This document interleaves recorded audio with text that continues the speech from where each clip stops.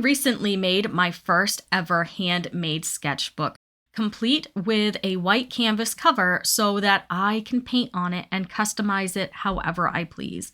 And that's what I'm going to do today. I am going to be painting the cover of my brand new handmade sketchbook.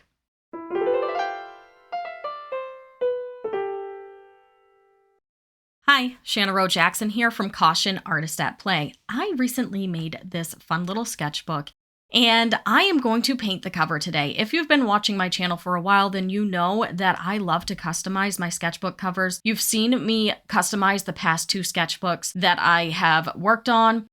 This one here is my current sketchbook. It's almost done, so I want to start on my next sketchbook and get it ready. There'll be a tour of this when I finish it, but I got a little ways to go, but it's getting there. So anyway, I digress. I decided this time it'd be fun to make my own sketchbook, and I actually used some Frederick's canvas sheets. They come in a pad-like paper and acid-free chipboard to make the cover. I wanted it to be around the same size as my current sketchbook. I think I achieved that pretty well. And the pages on the inside are done with some of the Stonehenge Aqua hot press paper because I wanted it to be a watercolor journal. Now, this was my very first time doing a sketchbook like this, and so I did not record the process of making the sketchbook because honestly I had no idea what I was doing. I did look up some videos online though, and I found one by Gel Arts that I really enjoyed that helped me with sewing the pages together. And so I learned how to do the Coptic binding for the pages from that video. I will link that in the description below. And then I kind of did a reverse engineer on the cover to figure out how to do it. I looked at the cover of my current sketchbook and kind of figured out how to put things together that way and how to attach it. And then I also Googled some things and saw that I was on the right track and just went with my idea of how I wanted to makeshift the cover. And I'm pretty happy with how it came out. Now, starting off, I decided to trace an oval into the center of this canvas because I wanted this to look like a fun classical novel. For the paints, I am using mainly some of the Golden High Flow acrylics and some acrylic inks by Holbein, as well as a little bit of acrylic wash by Holbein. And that's to bring some opacity in. I am using a nice deep dark indigo here for the main cover, and this is one of my all-time favorite colors by Golden, but I must admit, I forgot just how transparent and shiny this paint can be. So it was a little bit interesting trying to get a nice flat look on this cover. It's not ideal. It took a lot of layers. And then in some later layers, I actually brought in a nice deep blue in the acrylic wash line to add a little bit of opacity to it and to take a little bit of the shininess down. It was a situation, but I was enjoying myself at the same time.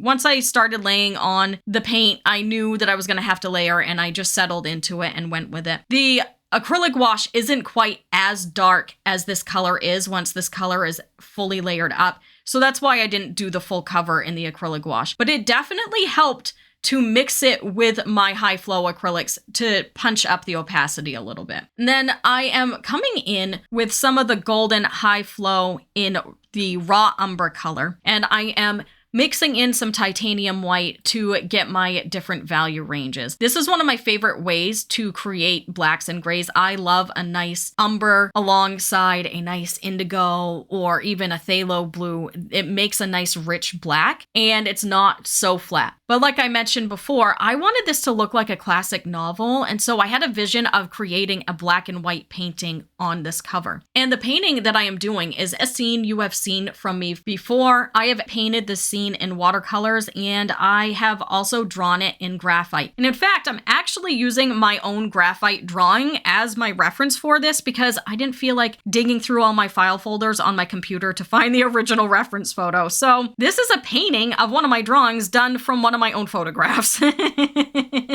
But I had a lot of fun turning it into an acrylic painting because, like I said, I've done it in watercolors and graphite before, but this is my first time painting this particular scene in acrylics. And I always love the challenge of doing a black and white scene in acrylics. That's something I have done before as well, using these same kinds of colors to create black and white. And I wanted to leave a lot of the blue in there. Now, this blue is really, really strong. It pretty well overpowers the brown to begin with, but I didn't really mind that in this particular piece because I like the blue kind of tone so that it matches the rest of the cover really well. So I'm starting off, of course, with my sky, and then I'm going with my background trees, and everything is very wet. I wasn't expecting that to happen. Now, this is, as I mentioned, Frederick's canvas, and so I assume that it's primed to be used, but because these paints are so liquidy, they stayed on the surface a little bit longer, and that actually worked to my advantage with those background trees because they kind of spurred out almost like watercolor and blended together, and I thought that that was really neat and helped with that kind of blurry effect. So I really enjoyed that aspect of it. And then in subsequent layers, I just used a little less water to try and make sure that it wasn't sitting on the surface as much. But for the most part, I had a really good time painting this. It worked out really well to use this for my cover. The only issue that I really ran into is later on, when the paint was drying, I noticed some bubbling happening underneath the canvas, in between the canvas and the chipboard. It was very minimal. I don't know if I didn't paste it evenly enough or if I didn't let the glue dry long enough before painting it. So that's something that I'm going to have to figure out when I work on future sketchbooks. And I will be working on future sketchbooks, but it might be a long time before I put one on the channel because, like I said, I'm a complete newbie. Well, not a complete newbie. I should say that I've always had interest in making books. Ever since I was a kid, like I love to write as well, and I've always wanted to document my work. So I used to make books all the time, but it was very makeshift. There was a lot of staples involved and things like that. But like when I was 10, I came up with a series and I made a book, and I also liked to scrapbook all my artwork, and I still have all those scrapbooks. So I've always had a deep interest in bookmaking. I also took a graphic storytelling class when I was in college, and that was amazing. We would write our own stories and come up with our own illustrations for them. And I kind of, like I said, did a makeshift binding for those books as well. And I almost had the opportunity to take an official bookbinding class when I was in college, but the professor retired just before I was able to do that. And so that class went away, and I was really bummed about that. So I've wanted to do this for a very long time. And then, of course, my friends, Lindsay Wyrick, Karen Clark, and Angela Clark, they've been making sketchbooks for a little while now. And they were like, oh, Shanna, you got to try making your own. So last year before my no-buy, I went and bought a bookbinding kit. And I'm glad that I did because I am so excited about this. And of course, the bookbinding kit didn't come with any instructions, but it did come with a lot of different supplies. So I will link that kit in the description below if you're interested in that. But I am really very happy with that. Aside from that kit, most of the stuff that I made this with, I had laying around the studio from other things. I had a lot of the paper because I'm a brand ambassador for Legion and Holbein. And I also had chipboard from sending out orders and doing prints and things like that. And so I had a lot of this stuff on hand. I actually already had the pH neutral bookbinding glue from a few years ago because I bought it for other things. And so it was really nice to look around the studio and see what could I do to make a book? Like what can I put together to make this book? So I used up a lot of supplies I hadn't in a while, and I used them in ways that I don't typically use them. So that was a lot of fun. And all in all, I thoroughly enjoyed this experience. Like I made the book one day, and then the next day I decided to paint it because the night that I made the book, I was like laying in bed with all the different ideas. And then this piece came to me because I was like, oh, it's too bad I couldn't like do something similar to that graphite piece because you know I love my trees, and my most recent sketchbook has a tree on it that I've also painted multiple times, and I'm like, it would be really cool to put another tree on a sketchbook. And then this one came to me, and I'm like, I'm gonna do it in acrylics, and I was so excited I didn't fall asleep until well after midnight that night because I was so wound up and excited about making this book. And I love that. I love finding something new and having that fresh excitement. It's such a great feeling because I've been in a little bit of a slump. I'm getting over some sort of seasonal illness right now. You might be able to hear it in my voice. So I've been sick for the past couple weeks and I haven't been able to create much. And this project is exactly what I needed. It gave me a mix of old and new. So I was really, really engaged in the bookmaking process. And I have to say, I think I'm addicted already. I already have a bunch of ideas for future projects. I'm gonna try to work out the kinks as I go along, and as I mentioned, maybe I'll do a video about how I make sketchbooks down the line, if that's something you're interested in. But I figured at least today I would share with you, some of the painting process. You've seen me use a lot of these techniques in the past. With my landscape paintings, I usually start with a sky and then the background, and then I work my way forward, and then I do the subject. And the subject is the place where I want to have a lot of contrast, so I have my darkest darks in this tree, laid it in a little bit like a silhouette, and then I came in with my highlights after and my fine details. And overall, I'm very happy with the way the painting came out. It came out just the way I was picturing it, and I love it in this oval format. I think it gives it this nice nostalgic feel to it. There's something about an oval shape. I'm really drawn to that. I've done that a lot in previous artworks as well, and so I think it works great for a sketchbook cover, especially where I am trying to get that kind of classic feel. And then I'm bringing in some lighter highlights with my titanium white with just a touch of that gray mixture that I have mixed in so that it's not too stark white. And I'm putting in some little flowers in the foreground. Helps to create depth and a little bit more contrast and to bring a little bit more life to the painting. Now that I have the actual painting done, I am going to embellish the rest of the cover using a silver oil-based marker. And this is where stuff gets a little bit interesting, folks.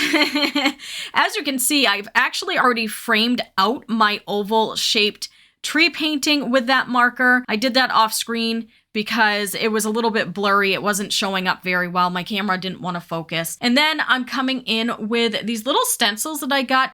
These are from one of the sets that I bought. My friend Lindsay Wyrick, who's the Frugal Crafter, put out some sets of sketchbook templates a while back, and these little corners came from one of those sets that I got, and I'm just using this as a little bit of an embellishment. I'm going to do all 4 corners the same way. I traced it out, and then I'm just going to color it in solid with my silver, and then I'm going to come in and I'm actually going to color the binding silver as well, because I want to be able to write "Caution Artist at Play" on my binding when I'm done in blue. And now you can see I've come in with a lot of details here. I did a little extra scalloping around that binding. That was actually a mistake.